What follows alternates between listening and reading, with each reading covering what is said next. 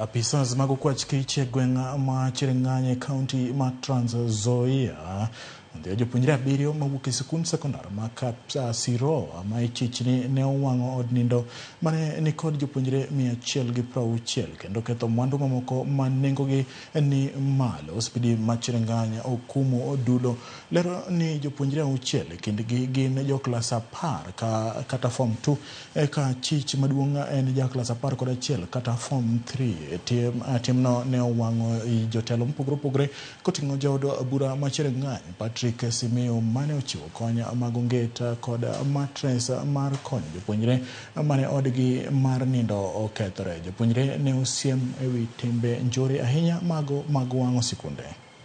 Sika na haya maneno wachukuliwe sheria kali ile tu ya kawaida. Hapa hakuna huruma, ama mnasemaje?